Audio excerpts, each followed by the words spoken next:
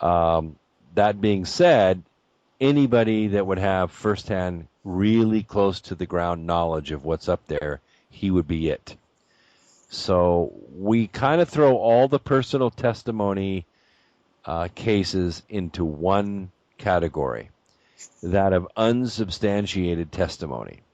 What we're trying to do with this expedition is create independent, verifiable, repeatable, and redundant data that proves either that there's a vent in the sea floor that connects our ocean with an ocean inside our planet, or that there's a physical opening that we can fly over with a helicopter, that we can circle with a smaller boat, that we can get on film, and maybe, possibly, finally determine if there is intelligent life living inside the earth or under the sea in that area, and whether they will make contact with us while we're there.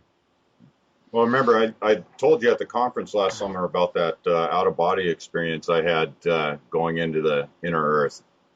That was quite an experience where I sank through I went through the crust and emerged and went through a significant amount of water that was inside the Earth. And when I surfaced, I was able to see the interior curvature of the planet.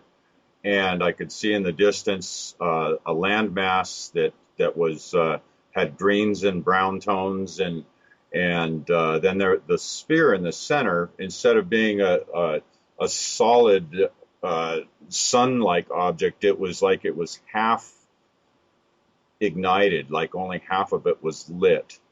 That one right there was an amazing experience for me, seeing that. And I mean, I do the conscious, intentional out of body, and sometimes I slip into some really bizarre dream state type dimensions where reality is as fickle as your mind is. And I've been trying to make heads or tails of what part of that experience was physical, what is actually here, or was it something created out of my mind, or maybe another dimension that we have here. Well, a lot of that jives with hard data.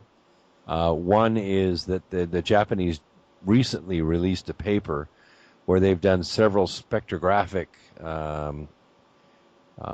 analyses of the core of the Earth, and they have determined that it is an ultra-dense, somewhere around 14.5 grams per cubic centimeter, which is pretty dense, iron crystalline core, and that it's all basically one molecule, all jammed together.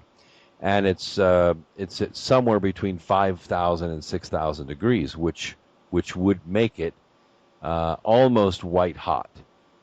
So it's not a fusion reaction like our sun, but it puts off a tremendous amount of thermal radiation in the visible range. So it appears like a sun. Now keep in mind, the interior of the Earth is not a vacuum. It's full of air. So that means it's full of clouds, and whatever sun or inner lit core might be there will be significantly obscured by clouds. And it could very well appear as though it's half lit. It could very well appear like a smoky sun or an amber twilight all the time. So, these reports make some sense. Yeah, that's very possible. I never considered the cloud aspect that could be there. Well, our atmosphere is about 6 miles thick. At about 29,000 feet, we run out of breathable air. And that's a pretty thin atmosphere, but it keeps us alive and protected from solar radiation down here on the Earth. The atmosphere down there will be somewhere around 1,200 miles thick. So it's a lot of mass. I mean, you can't see the stars during the day because light is bouncing off all of the air molecules in our atmosphere, and so it obscures space. Sky appears blue to us, even in indirect sunlight. Down there, you've got 1,200 miles of atmosphere full of moisture, and you don't have a fusion reaction, really bright out there putting off UV radiation to cut through it. So it's going to be a different kind of illumination. Yep. So, anyways, I think we're gonna shift gears one more time here. I think Ramon had something he wanted to get in here. Yeah, I wanted to talk to you about your Egypt trip, which you just got back a week ago, if I'm not mistaken, or a Yeah, little over a week. a couple days before Thanksgiving.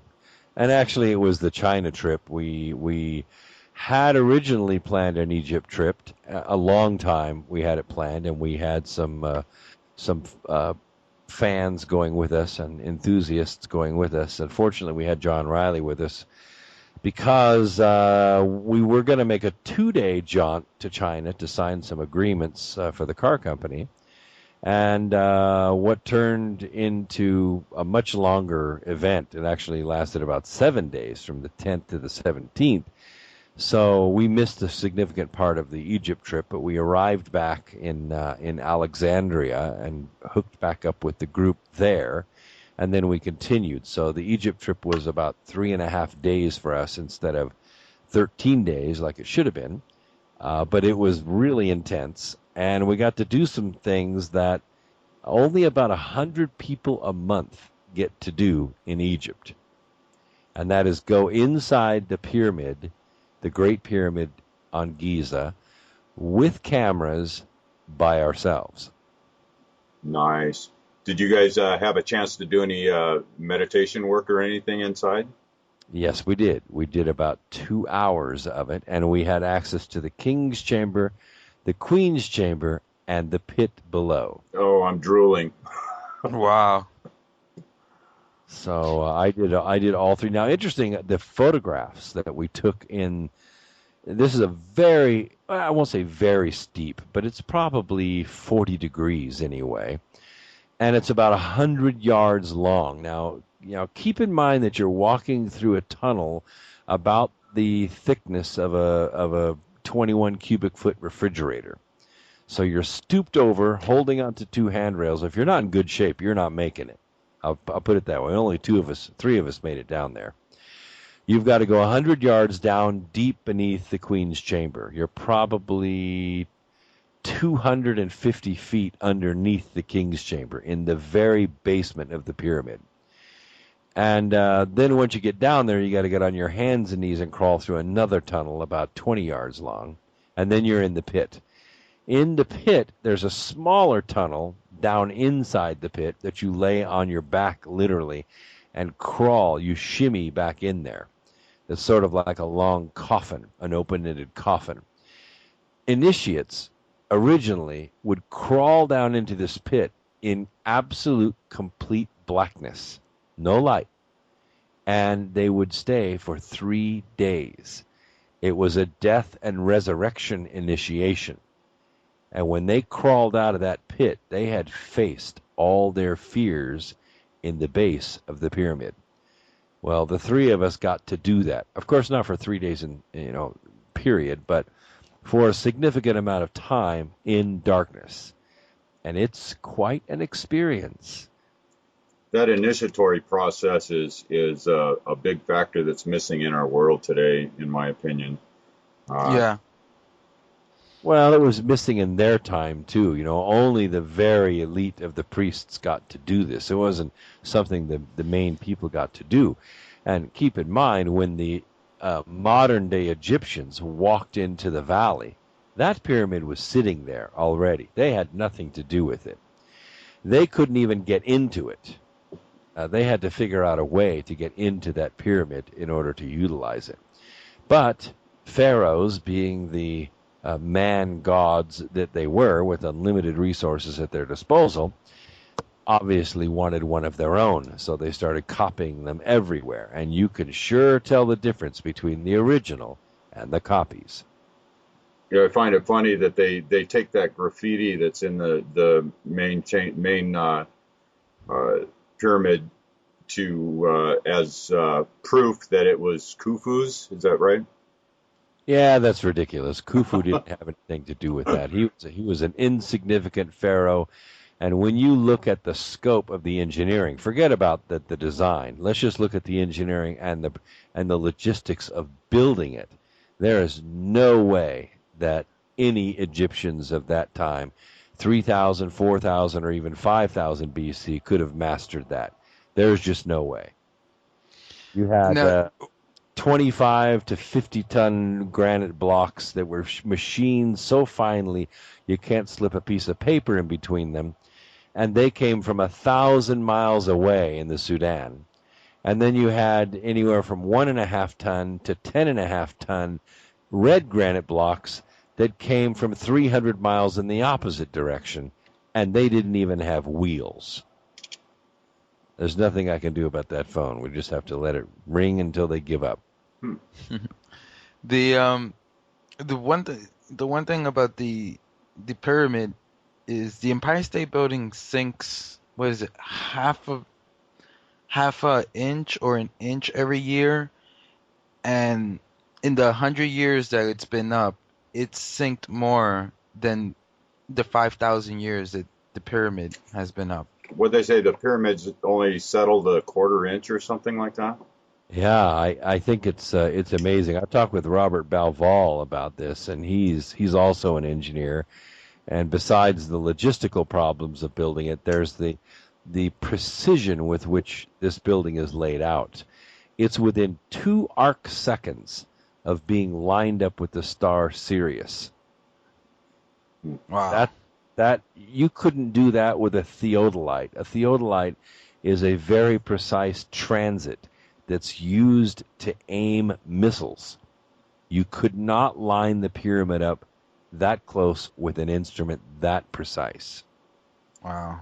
That's amazing. Yeah, they just got lucky.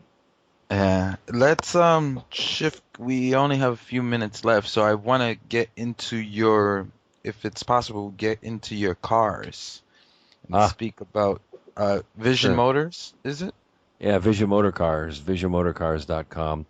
Yes, I've been in the automotive business as a profession my whole life, and except for a couple of years, I retired in 2006, built a biodiesel plant, made enough money off of it by completing the plant and selling the stock to start the electric car company. I always wanted to have high efficiency automobiles anyway. The automotive industry wasn't going in the right direction as far as I was concerned. I think they're capable of 80, 90, even 120 miles per gallon, and they're just refused to do it. So we developed a drivetrain that is the highest torque electric drive, the most efficient electric drive on Earth, and it will go around 300 miles on the same money it takes you to buy 1 gallon of gas today. And it'll accelerate our little truck fast enough to do an 18-second quarter mile, which is about 3 seconds faster than a standard small pickup truck. It'll haul 1,000 pounds, 100 miles, and it only costs $25,000. That's before rebates. So we intend to go into production as quickly as we can. We have over 150,000 orders for this truck. Yeah, I was going to say, yeah. So do you have a projected date yet, or because I want to get in on an order? We went into production in November of 2009 in Kentucky. We opened a plant, started production as part of our qualification for a Department of Energy grant, which they so highly publicized.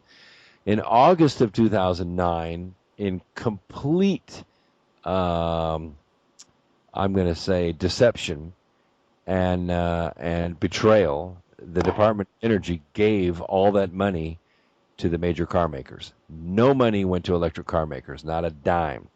So we had no choice but to close the plant. So it's sitting there with trucks and parts and tools and job interviews done, and no ability to run to fulfill the orders.